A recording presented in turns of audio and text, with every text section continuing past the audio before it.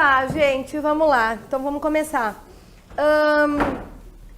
Antes da gente começar a matéria mesmo de direito constitucional, porque quando eu começo eu não paro, vocês vão ver. Quem só levanta a mão quem já foi meu aluno aqui, que já viu as minhas aulas, né? Tá. Isso significa que eu não sei o que vocês viram de constitucional ou não viram, tá? Então, para quem já viu, vai estar tranquilo, isso aqui vai estar na ponta da língua. Mas, para quem não viu, talvez realmente vocês fiquem um pouco perdidos. Por quê? Porque durante 14 anos que a gente leciona para a OAB, eu tenho 6 aulas de constitucional no extensivo, por exemplo, num curso extensivo, e as 6 aulas, a minha primeira aula é a sequência da segunda, que é a sequência. Vai tudo em sequência. Quem tem... Na quarta aula eu estou falando questões relacionadas à segunda aula, por exemplo, e o pessoal vai acompanhando. Então, quando eu jogo a matéria de uma revisão de OAB no quadro, o pessoal já sabe até o que eu vou dizer, que é importante, porque eu já disse dentro da sala de aula. Eu disse assim, isso cai em prova, isso aqui cai em prova, esse inciso cai em prova. Né? Então, desta vez, claro, nós estamos estruturando pela primeira vez a OAB aqui no CETEC, e a partir de agora a gente vai segundas fases e primeiras fases. Então, vocês deem agora, assim que souberem que passaram na prova, já, quem quiser, obviamente, já olhe para ver, porque as segundas fases com todos os professores vão ser estruturadas aqui, tá? E aí a gente vai ver quando é que começa as segundas fases e assim a gente vai, né? Eu tô entrando para vocês fria, porque desta vez eu não dei aula para vocês, aonde a Tati e o Newton deram, porque eu já não estava mais. Então, o que eu quero dizer é, tenham paciência com a aula agora, porque talvez muita gente fique perdido aqui no assunto. O constitucional não é um morango, né? O constitucional não é um morango, certo? Mas acredito que vão ir bem. Se vocês pescarem tudo que eu falar aqui agora, amanhã vocês acertam as 7 questões de constitucional que tem na prova, porque a matéria está no quadro. Ficou claro aqui? O que mais que eu quero dizer para vocês antes da gente começar? Viram toda a matéria de constitucional, pelo menos? Familiarizaram-se com toda a matéria de constitucional? Ok, tomara que dê certo, então.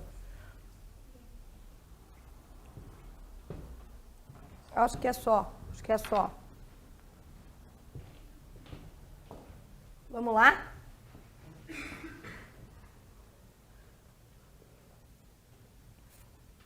Então, vamos lá.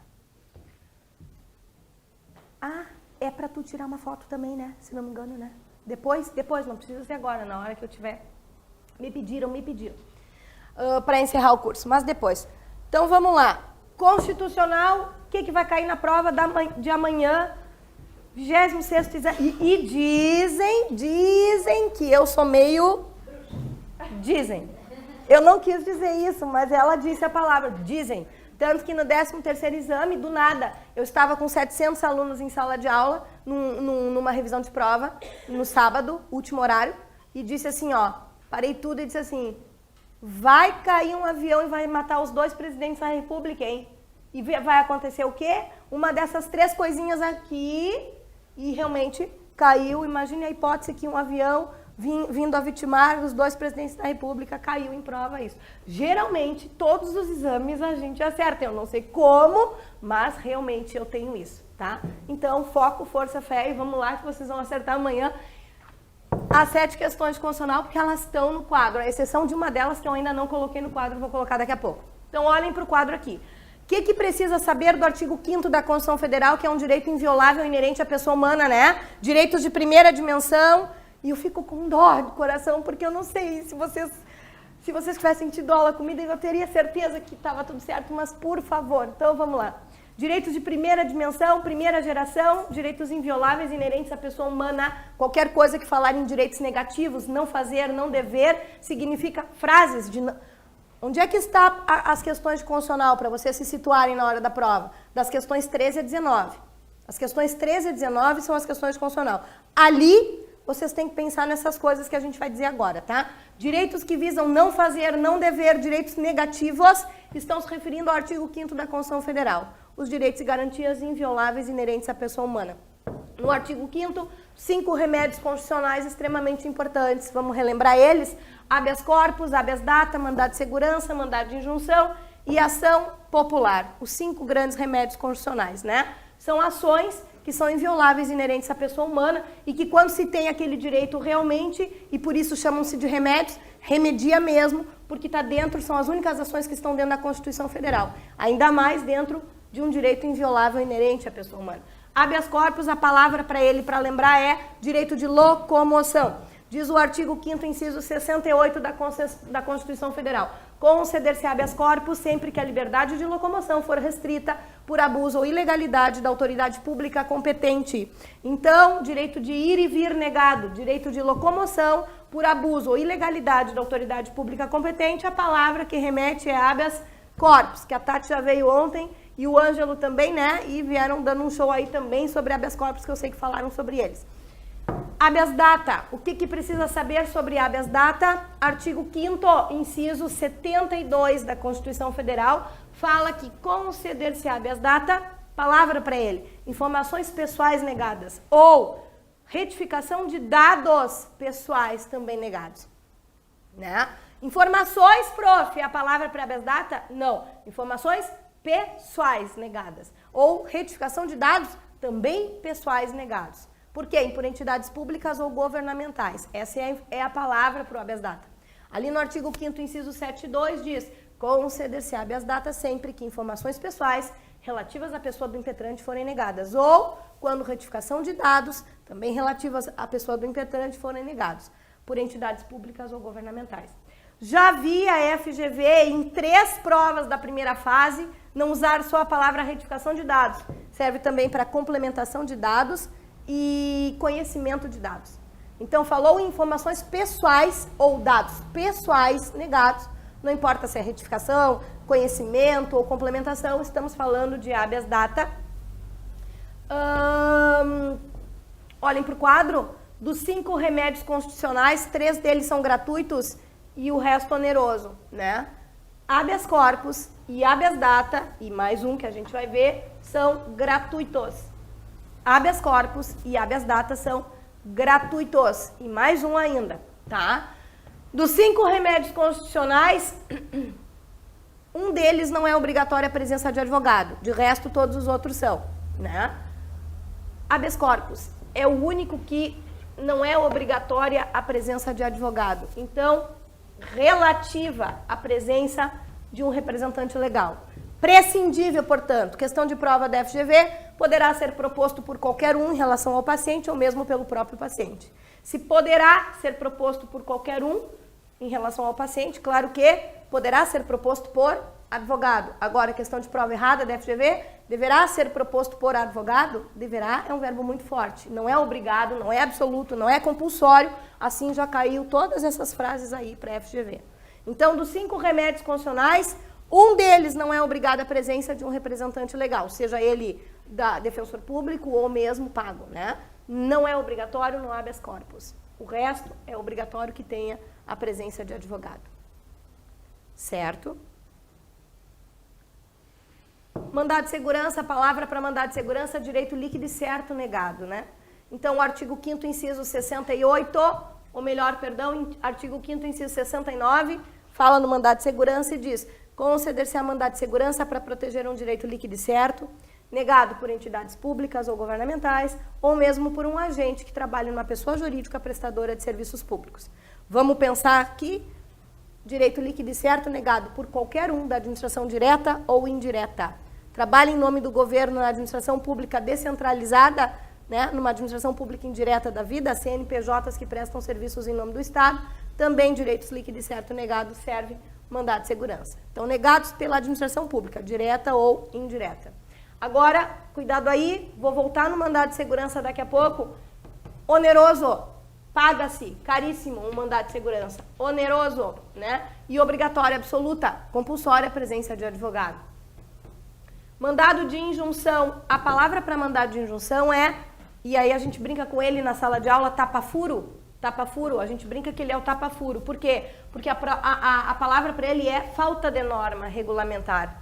Por causa da falta de norma regulamentar, torna inviável um direito previsto na Constituição Federal ou atos e prerrogativas inerentes à cidadania, soberania e nacionalidade. Diz o artigo 5º, inciso 72. Conceder-se a mandado de injunção na falta de norma regulamentadora que torne inviável um direito previsto na Constituição Federal ou que torne inviável atos e prerrogativas inerentes à cidadania, soberania e nacionalidade. Né? Então, por isso, tapa-furo. Falta norma, não dá para ter aquele direito que constitucionalmente é previsto, entra com mandado de injunção e juiz no caso concreto, questão de prova FGV interpares, ele dá efetivamente o direito que está faltando, o direito que não deu para ser aplicado pela falta da norma. Né? Cuidado, porque eu já vi cair questão assim para FGV, ó. Conceder-se-á mandado de injunção na presença de norma regulamentar, mas se ela está presente, não se torna inviável um direito, ao contrário, viabiliza ele, né? Sempre mandado de injunção, estamos falando em norma de eficácia limitada. Precisaria de uma norma de eficácia limitada que não existe. E por isso tu entra com tapa-furo, no caso concreto. Onerosíssimo também, oneroso também e obrigatória a presença de advogado, compulsória a presença de representante legal. Estou apostando na ação popular se cair algum remédio constitucional desta vez, e a ação popular está no artigo 5º, inciso 73. Artigo 5º, aliás, na segunda fase agora caiu ela, né? Caiu ela para fazer. Todos da segunda fase, todos passaram em constitucional. Os 19 alunos que tinham passaram, né? A ação popular diz o artigo 5º, inciso 73. Olha lá, para quem está com o artigo 5º, ou enfim, só presta atenção aqui. Qualquer cidadão é parte legítima para propor ação popular, diz lá, que vise anular atos lesivos a várias coisas públicas, diz lá, que vise anular atos lesivos ao meio ambiente, ao patrimônio histórico-cultural, a entidades administrativas que o Estado participe, né? Então, a moralidade administrativa, diz lá. Então, qualquer cidadão é parte legítima para propor ação popular que vise anular atos lesivos a res pública. Res em latim significa coisa em português.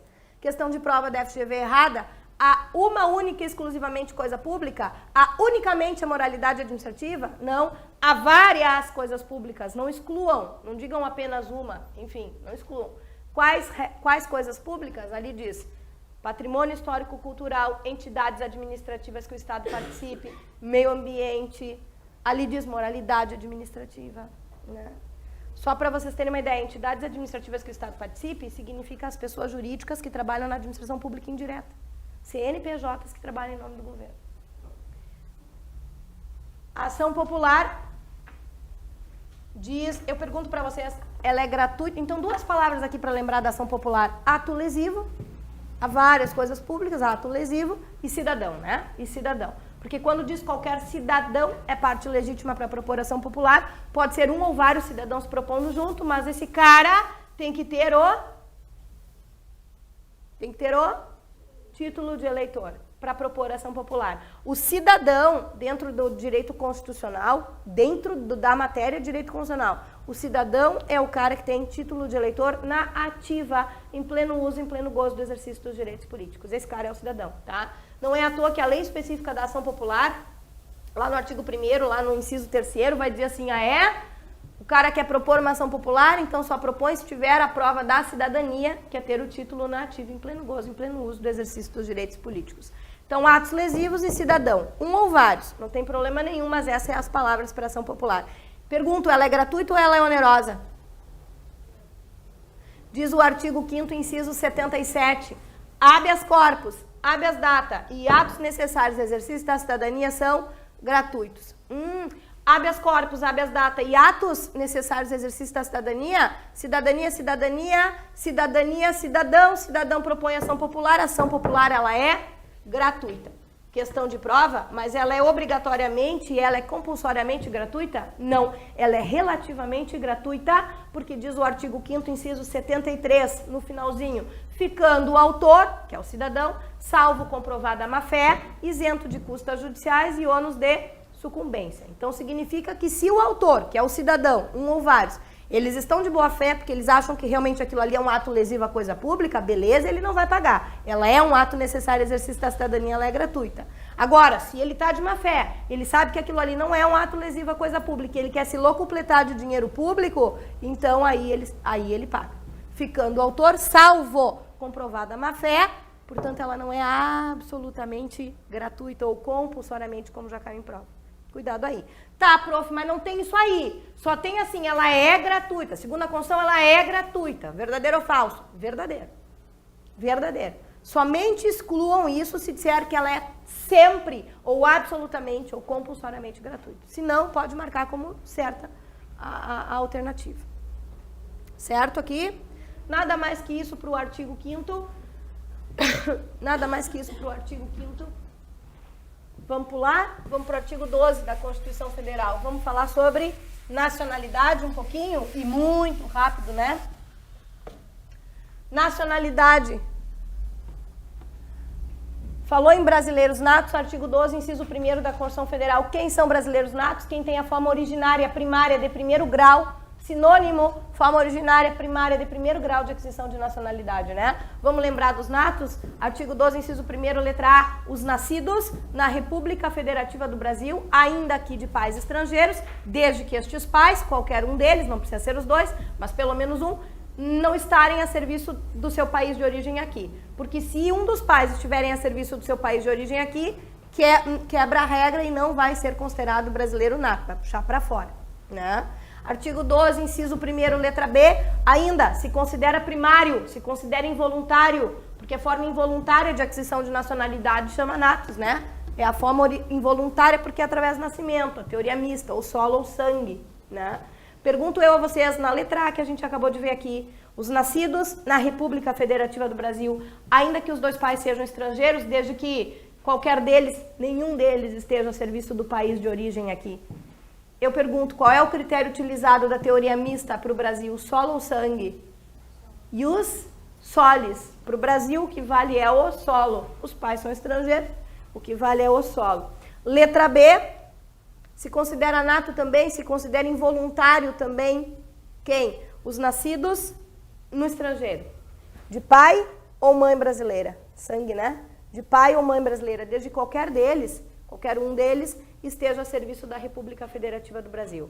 Então, por critério de sangue, acumulado com a prestação de serviço público no estrangeiro, se entende um brasileiro nato também. Não precisa vir assim, ó, é critério de sangue e o sanguinis cumulado com prestação de serviço público. Não precisa vir cumulado com o quê? Porque a teoria mista é ou só solo ou é só sangue, né? Mas se tiver numa frase que não esteja errado e todas as outras alternativas vocês estão vendo estão erradas, vocês podem marcar sem problema nenhum.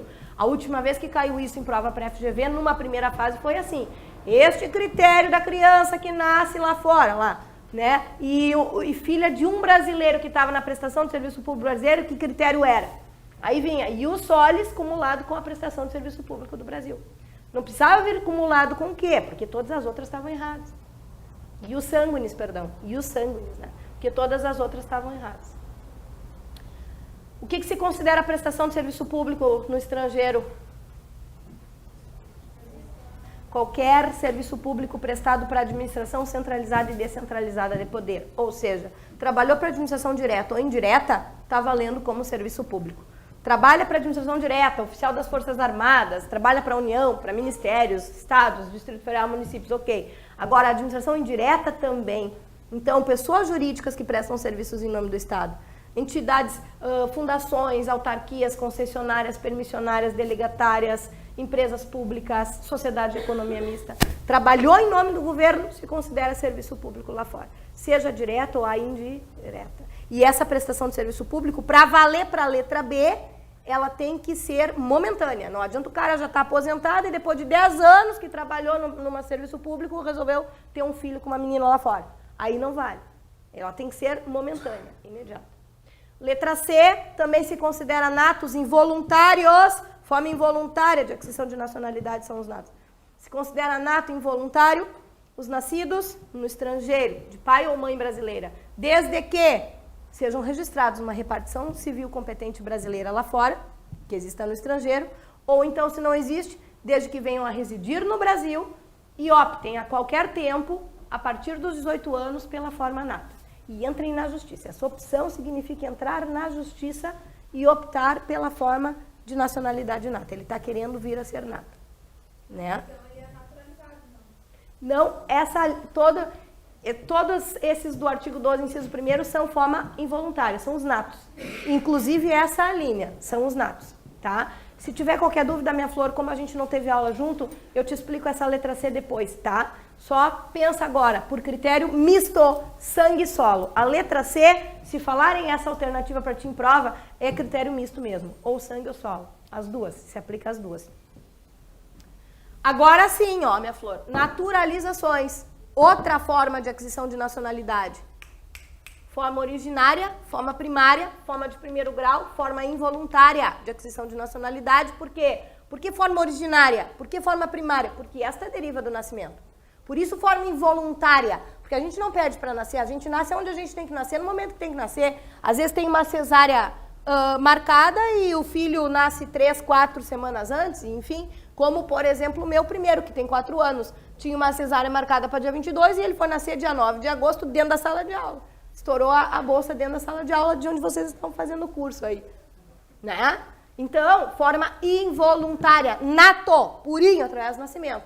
Mas temos também a forma voluntária de aquisição de nacionalidade, que aí não é por nascimento ou solo ou sangue, e sim por tempo de residência ininterrupta no Brasil, né? Aí se chama de naturalizações. Naturalizações, que a tua amiga me procura lá para fazer. E não fez ainda. Naturalizações, né?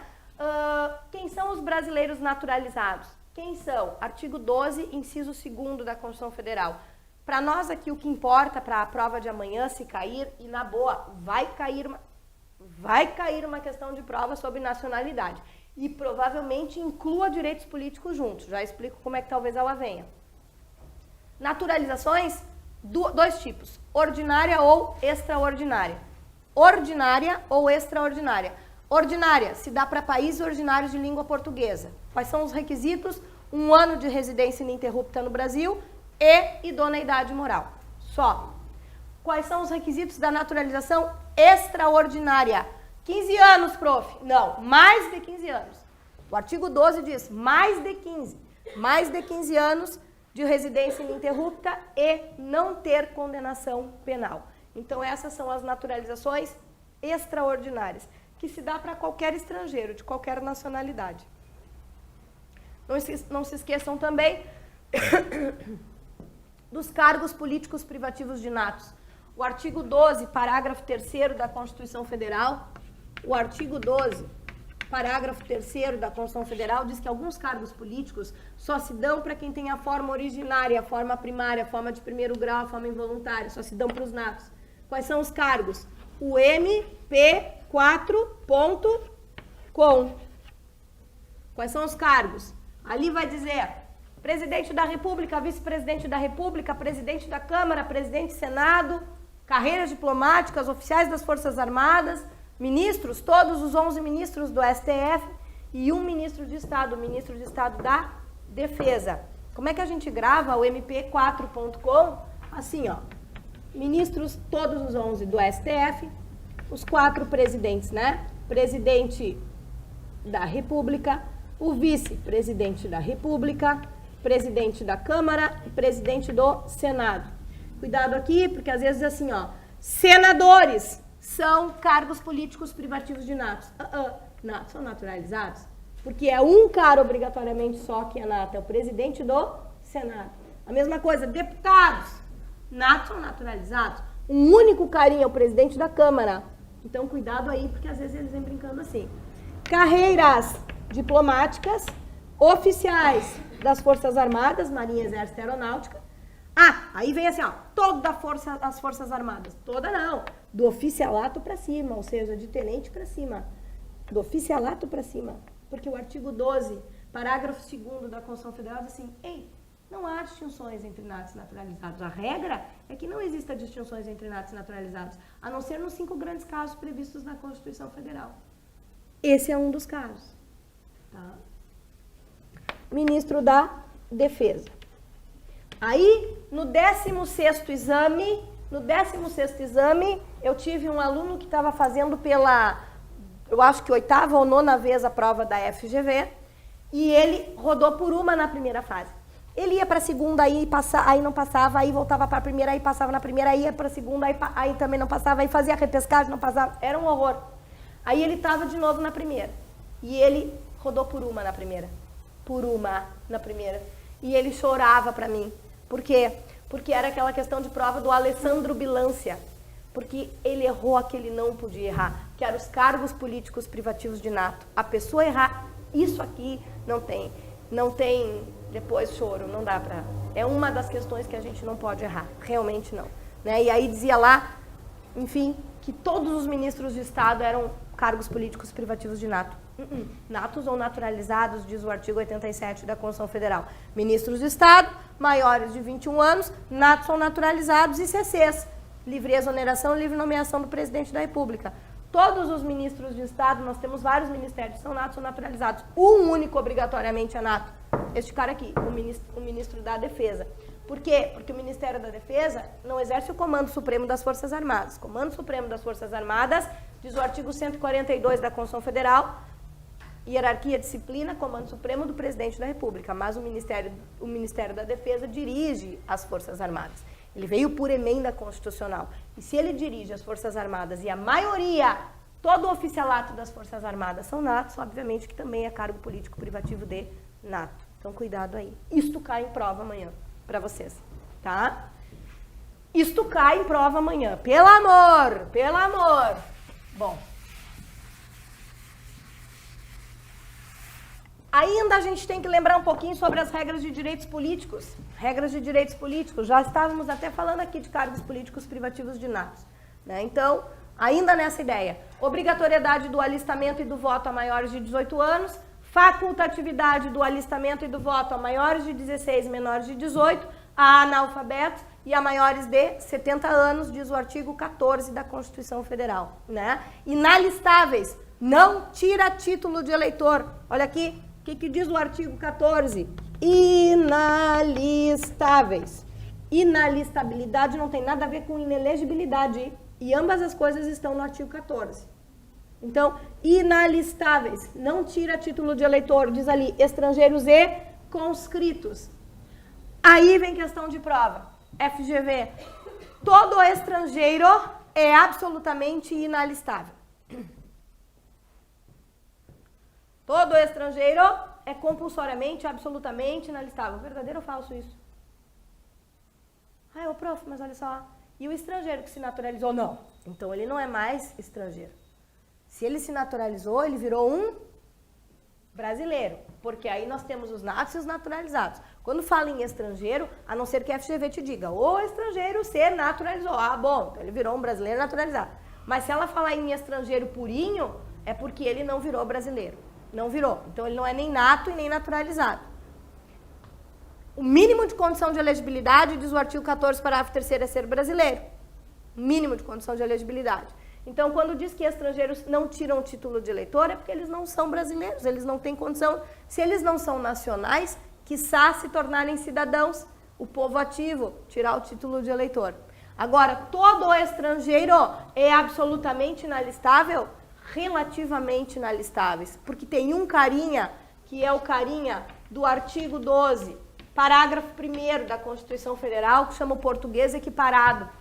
Existe o direito de reciprocidade entre Brasil e Portugal, diz o artigo 12, parágrafo 1º. E esse direito de reciprocidade, ele é nos termos e limites estabelecidos em leis ali. Então, ele não é da forma que se quer esse direito de reciprocidade. Ele também não é absoluto, ele é relativo. É da maneira que o Estatuto da Igualdade prevê.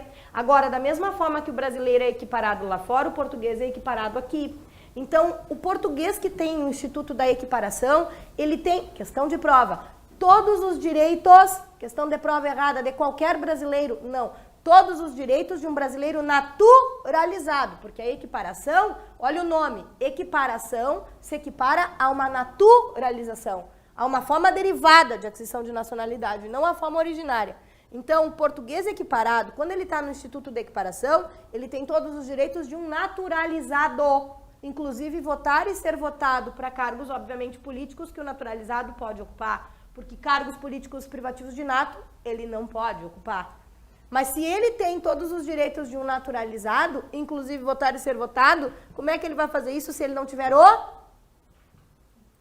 Então, obviamente, que este carinha aqui, ele pode, ele é alistado.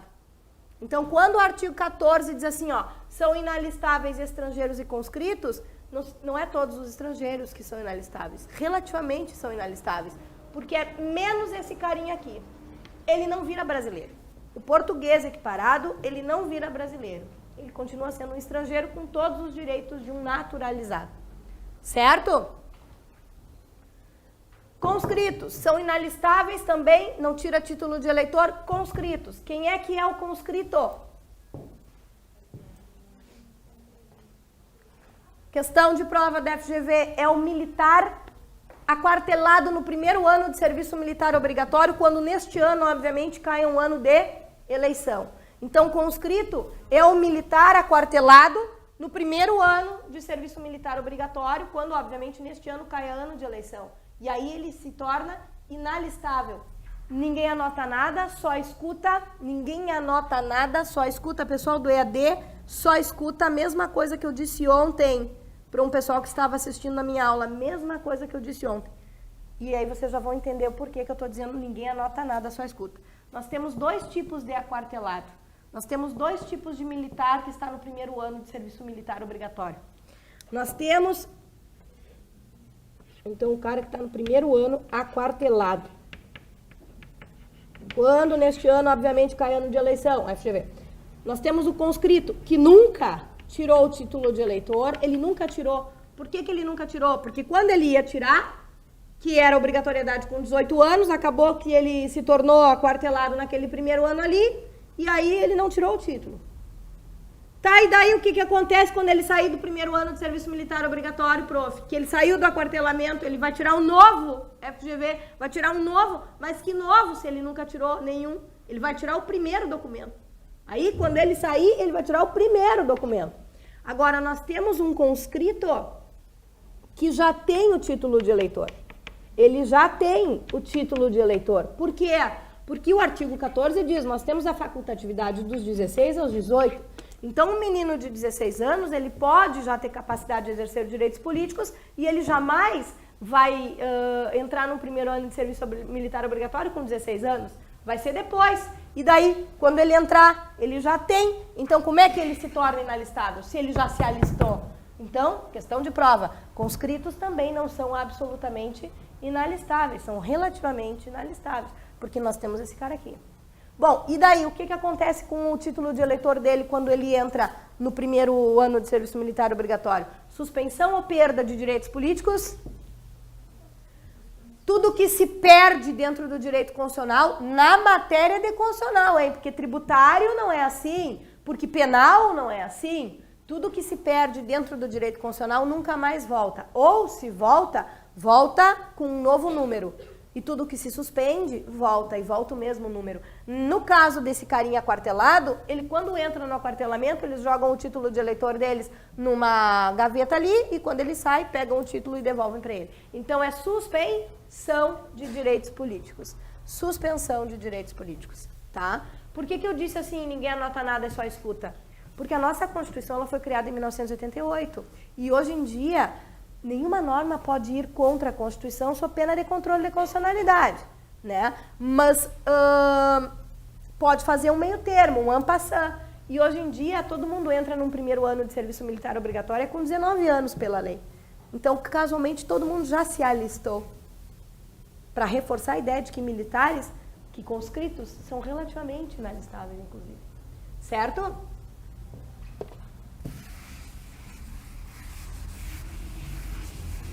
Ainda, isto está em prova para vocês, junto com nacionalidade. Pode ter plena certeza do que eu estou dizendo. Então, inelegibilidades. 14 ainda, artigo 14 ainda aqui. Inelegibilidades. Que horas vocês têm, gente? Inelegibilidades. O que é inelegibilidade? Ninguém anota, só escuta. Ninguém anota, só escuta. O que é inelegibilidade? Ah, não pode se eleger, prof. Não é bem assim. Inelegibilidade significa até pode se eleger, pode ganhar os votos, pode concorrer, beleza pura com doçura, mas na hora de pegar o diploma, não vai pegar. Por quê? Porque houve algum problema que a Constituição... Gente... Não. Relativas e absolutas. Inelegibilidades. Não pode se eleger? Não. Pode se eleger, pegar, ganhar os votos, só que na hora de pegar o diploma não vai pegar. Por quê? Ou porque a Constituição veda absolutamente, ou porque a Constituição veda relativamente. Num determinado momento, naquele momento, deu algum probleminha, desincompatibilizou, houve desincompatibilidades, houve incompatibilidades e o carinha não vai pegar o diploma. Quem são os inelegíveis absolutos? Inalistáveis e analfabetos, diz a Constituição Federal. Inalistáveis e analfabetos. Ô, prof, por que a senhora não abriu? Por que a senhora não botou aqui, ó, estrangeiros conscritos e analfabetos? Os inalistáveis são esses, estrangeiros conscritos, né? Porque eu quis colocar exatamente a letra fria e pura do artigo 14 da Constituição. Porque eu já vi cair pré-FGV assim, ó. Das alternativas abaixo, segundo a Constituição Federal, no seu artigo 14, diga quais são os inelegíveis absolutos. Aí vem, letra A, parente consanguíneo, afim ou por adoção. Uma coisa, outra coisa, e as coisas não são as mesmas, não vão confundir. Inelegibilidade relativa é uma coisa e inelegibilidade absoluta é outra. Então, os absolutos são só aqueles ali, né? Aí vem, letra B, estrangeiros e conscritos. Letra C, estrangeiros e analfabetos. Letra D, inalistáveis e analfabetos. Ai, mas tem 2 ou 3 certas, prof. Tem 3 certas. Não tem 3 certas. É a letra D, inalistáveis e analfabetos. Porque a Constituição, porque a prova diz, segundo a Constituição diz que, e é de propósito que eles fazem isso. Eles querem a letra fria e pura da Constituição. Na primeira fase é assim. Tá? Claro que se abrir um textinho, fulano de tal, aí vocês podem até procurar. Ai, prof, mas não tem inalistáveis e analfabetos, só tem as pessoas. Procurem, então vão na exclusão. Aí sim, tá? Inelegibilidades relativas. O que significa inelegibilidade absoluta? Jamais pega o diploma. Aquelas pessoas ali. Inelegibilidades relativas significa, naquele momento daquela eleição, o carinha não vai poder pegar o diploma. Por quê? Mas ela é momentânea, ela é passageira. Por quê? Porque houve um problema, houve uma desincompatibilidade e ele não vai poder pegar o diploma.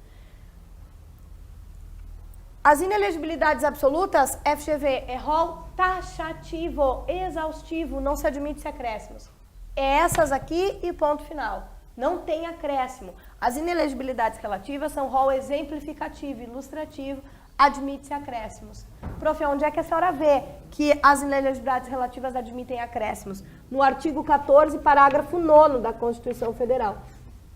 Lá no artigo 14, parágrafo 9º, olha só para o quadro, diz assim, lei complementar preverá outros casos de inelegibilidades e os prazos de sua cessação.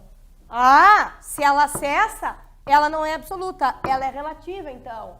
Porque uma coisa que é absoluta é para sempre. Lei complementar preverá outros casos, um exemplo, exemplificativo e ilustrativo, outros casos da inelegibilidade e os prazos de sua cessação. Então, matéria reservada, inclusive, a um tipo de lei, além do legislador constitucional, olha para o quadro, apenas legislador constitucional, porque legislador constitucional é um legislador que criou a Constituição, constituições. E legislador infraconstitucional criou outras normas, por exemplo, lei complementar, lei ordinária. Somente o legislador constitucional prevê as absolutas. Agora, o legislador constitucional prevê as relativas, por Deus do céu, os parágrafos aqui, parágrafo 5º, 6º, 7º, 8º e 9º. Mas não só o legislador constitucional, o legislador infraconstitucional também prevê as relativas. E matéria reservada a um tipo de legislador infra. Lei delegada de CFGV? Não, lei complementar. Lei complementar, tá? Então, cuidado aí. O que é a inelegibilidade relativa em razão da função? Ou inelegibilidade funcional? Artigo 14, parágrafo 5º e 6º. Lá no parágrafo 5º vai falar por causa da reeleição. E lá no parágrafo 6º, vou apagar aqui, vai falar por causa da falta da renúncia. Então, no parágrafo 5º, vai falar por causa de uma reeleição e no parágrafo 6º, falta da renúncia. Vamos explicar isso aqui melhor. reeleição. É uma benesse que se dá a todos os poderes, na verdade. A gente enxerga bem no poder executivo e legislativo a reeleição, mas sabiam que no judiciário também tem reeleição? A regra é entrar como um concurso, né? Concurso público de provas e títulos, participação na OAB em todas as fases, enfim, ser bacharel em direito com no mínimo 3 anos de atividades jurídicas comprovadas, diz o artigo 93. Mas o juiz de paz, ele é reeleito, ele é um cidadão escolhido mediante reeleição. Né? Ele é eleito e reeleito. Então, até no judiciário nós temos reeleição. O que é a reeleição? É uma benesse que se dá para quem está num primeiro mandato. Sem licença, sem afastamento, é contínuo e para o mesmo cargo. Questão de prova da FGV, reeleição é sem licença, sem afastamento, é contínuo para o mesmo cargo e igual tempo do mandato. Todo mundo que vem por plebiscito, consulta prévia feita ao povo, todo mundo tem 4 anos de mandato. Seja o pessoal do Poder Executivo, o pessoal do Poder Legislativo. O único carinha do Legislativo é que tem um mandato de 8 anos. Quem é ele? Senador. Senadores têm mandato de 8 anos, ou seja, FGV, trabalham 2 representatividades. De resto, todo mundo, seja do Poder Executivo, presidente da República, governadores e prefeitos, e seja do Legislativo, deputados, vereadores, né? Tem mandato de 4 anos. Então, FGV, de novo, reeleição é por um período subsequente ao do mandato, igual tempo do mandato e não do seu agente, já vão entender isso. E é sem licença, sem afastamento, é contínuo, obviamente, para o mesmo cargo. E aí vem o artigo 14, parágrafo 5º e diz, olha, por causa da reeleição, nos próximos 4 anos subsequentes, o cara não vem. Por quê? Porque o artigo 14, parágrafo 5º veda, porque ele não pode vir. Por causa da reeleição. Pessoal do Executivo, olha para o quadro aqui, essas 2 que a gente vai falar agora, a desincompatibilidade funcional e a desincompatibilidade reflexa, ela é para o pessoal do Executivo. Ou seja, o titular da nossa regra vai ser o pessoal do Executivo. Presidente, governador, prefeito. E as pessoas que os houverem sucedido, substituído ao longo do mandato. Eles são os titulares da nossa regra.